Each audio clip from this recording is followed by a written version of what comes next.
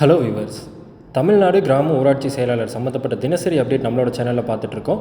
So இப்போ தான் first time நம்மளோட சேனலில் தமிழ்நாடு கிராம ஊராட்சி செயலாளர் சம்மந்தப்பட்ட அப்டேட் பார்க்குறீங்க அப்படின்னா கண்டிப்பாக நம்மளோட சேனலை சப்ஸ்கிரைப் பண்ணிக்கோங்க.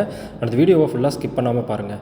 ஸோ ஓரளவுக்கு நம்ம எல்லாருக்கும் தெரிஞ்சிருச்சு. ஸோ எந்த மாதிரி இந்த நேர்காணல் நடக்க போகுது அப்படிங்கிறது ஸோ எந்த மாதிரியான பேசிஸில் இவங்க ஃபில்ட்ரு பண்ணி யார் யாரை இன்டர்வியூக்கு கூப்பிடுவாங்க, மார்க் எவ்வளோ இருக்கணும் அப்படிங்கிறதுலாம் பார்த்திங்கன்னா நம்ம லாஸ்ட் அப்டேட்டில் பார்த்துருந்தோம். ஸோ 490 390 வரைக்கும் இருக்கக்கூடிய அந்த 11 செட் ஆஃப் மார்க்ஸுக்கு அவங்க சொன்ன கால்குலேஷன் பிரகாரம் அந்த 500க்கு வகுத்து 85ஆல் பெருக்குனா என்ன மார்க் வருது அப்படிங்கிறத பார்த்திங்கன்னா பார்த்தோம். ஸோ 490க்கு 83 ஸ்டார்ட் ஆகி 390க்கு 60க்கு மேலே இருக்க மார்க் வரைக்கும் பார்த்திங்கன்னா நம்ம பார்த்தோம். ஸோ இதுதான் பார்த்திங்கன்னா அந்த கால்குலேஷனு. அது இல்லாமல் உங்களுக்கு அந்த இன சுழற்சி விவரத்தில் இருக்கணும் அண்ட் அந்த பர்டிகுலர் ஊராட்சியில் வசிக்கக்கூடிய ஒரு நபராக நீங்கள் இருக்கணும். அப்படி இருந்தீங்க அப்படின்னா இது 3 கிளிக் ஆச்சுன்னா அண்ட் உங்களோட மார்க்கும் ஹையாக இருக்குது அப்படிங்கிற பட்சத்தில் உங்களை அந்த இன்டர்வியூக்கு கூப்பிடுவாங்க, நேர்காணலுக்கு கூப்பிடுவாங்க அப்படிங்கிறத நம்ம லாஸ்ட் அப்டேட்டில் பார்த்தோம். ஸோ இந்த அப்டேட்டில் நம்ம என்ன பார்க்க போகிறோம்னா எத்தனை பேரை அந்த இன்டர்வியூக்கு கூப்பிடுவாங்க. ஸோ இதில் இந்த இன்டர்வியூ நடக்க போகுது அப்படிங்கிறது கன்ஃபார்ம். ஸோ 85 மார்க் பார்த்திங்கன்னா உங்களுக்கு 10th மார்க்கை பேஸ் பண்ணி இருக்கக்கூடிய 15 மார்க் தான் உங்களோட நேர்காணல். ஸோ இது ரெண்டுலேயும் சேர்த்து யார் ஹை மார்க் வாங்குறாங்களோ அவங்களுக்கு தான் இந்த கிராம ஊராட்சி செயலாளர் பணி கிடைக்கும். ஸோ 1483 பணியிடங்களுக்கு அந்தந்த மாவட்ட வாரியாக அந்தந்த மாவட்ட ஆட்சியர் தலைமையில் அமைக்கக்கூடிய குழு பார்த்திங்கன்னா இந்த நேர்காணலை நடத்தும். இந்த நேர்காணலை நடத்தி மாவட்ட ஆட்சியர் ஒப்புதலோடு பார்த்திங்கன்னா ரிசல்ட் அப்படிங்கிறது வெளியிடுவாங்க. அவங்களுக்கு பணி நியமன ஆணையம் பார்த்திங்கன்னா வழங்குவாங்க. ஸோ இதுதான் பார்த்திங்கன்னா ப்ராசஸ். இதில் நம்மளுக்கு கிடச்சிருக்கக்கூடிய ஒரு முக்கியமான அப்டேட்டு இங்கே பார்த்திங்கன்னா நான் தமிழில் உங்களுக்காக ட்ரான்ஸ்லேட் பண்ணி கொடுத்துருக்கேன். ஸோ இப்போ நம்மளுக்கு 10th மார்க் தெரியும் இல்லையா, இந்த மதிப்பெண்களின் அடிப்படையில் ஒவ்வொரு சுழற்சி முறைக்கும் ஒதுக்கப்பட்டுள்ள மொத்த காலி பணியிடங்களுக்கு தகுதி பட்டியலில் மதிப்பெண் அடிப்படையில் இறங்கு வரிசையிலிருந்து 1:5 என்ற விகிதத்தில் விண்ணப்பதாரர்கள் நேர்காணலுக்கு தேர்ந்தெடுக்கப்படுவார்கள். அதாவது ஒரு காலியிடத்திற்கு 5 விண்ணப்பதாரர்கள் நேர்காணலுக்கு அழைக்கப்படுவார்கள்னு சொல்லியிருக்காங்க. ஸோ அந்த பிடிஎஃப்பில் இருந்ததை நான் சொல்கிறோம். மேபி இதில் பார்த்திங்கன்னா ஸ்லைட் சேஞ்சஸ் இருக்கலாம்.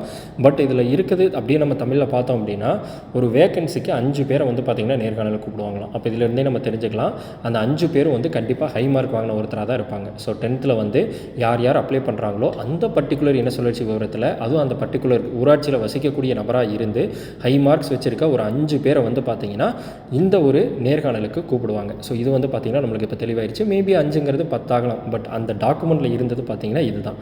அண்டு இதில் ஒரு சிறப்பு விதி இருக்குது, சமூக பிரிவில் பற்றாக்குறை.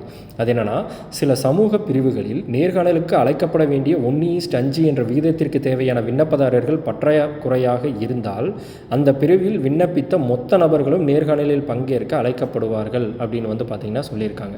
ஸோ இப்போ ஃபார் எக்ஸாம்பிள் அவங்க ஒரு ஊராட்சி செயலாளருக்கு பார்த்திங்கன்னா ஒரு பர்டிகுலர் வேக்கண்ட் ஒரு பர்டிகுலர் ஊராட்சிக்கு ஒரு இன சுழற்சி விவரம் இல்லை ஒரு தனியாக இந்த ஒரு இதில் இருக்கணும் அப்படின்னு சொல்லிட்டு கொடுத்துருக்காங்க அப்படின்னா அதுக்கு ஏற்ற சூட்டபிளான ஒரு பர்சன்ஸ் 5 பேர் இல்லை அப்படிங்கிற பட்சத்தில் அதில் அப்ளை பண்ண எல்லாரையுமே இன்டர்வியூ கூப்பிடுவோம் அப்படிங்கிறத சொல்லியிருக்காங்க.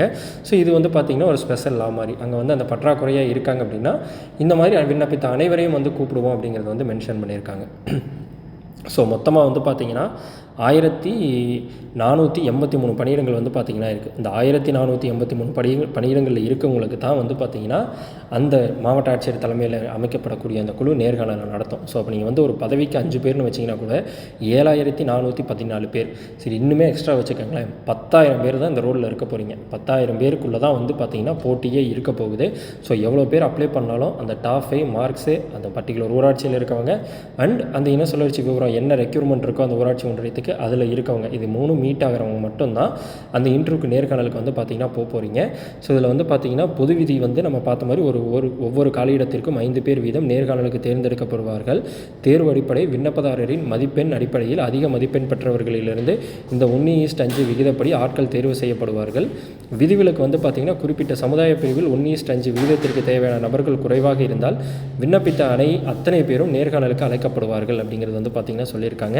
ஸோ இதுதான் பார்த்திங்கன்னா நம்மளுக்கு கிடைச்ச அந்த ரீசெண்ட் அப்டேட்டு. ஸோ மொத்தமாக 1483 வேக்கன்சிக்கு அவங்க சொல்லிருக்க மாதிரி 5 பேர் வச்சா 7414 பேர் பார்த்திங்கன்னா இந்த கிராம ஊராட்சி செயலாளர் அட்டன் பண்ணுவாங்க. ஸோ மேலும் கிராம ஊராட்சி செயலாளர் சம்மந்தப்பட்ட அப்டேட்களுக்கு நம்மளோட சேனல் வீடியோஸ் தொடர்ந்து பாருங்கள். இந்த வீடியோ பிடிச்சிருந்தால் உங்களோட ஃப்ரெண்ட்ஸ்க்கு ஷேர் பண்ணுங்கள். நம்மளோட சேனலை சப்ஸ்கிரைப் பண்ணுங்கள்.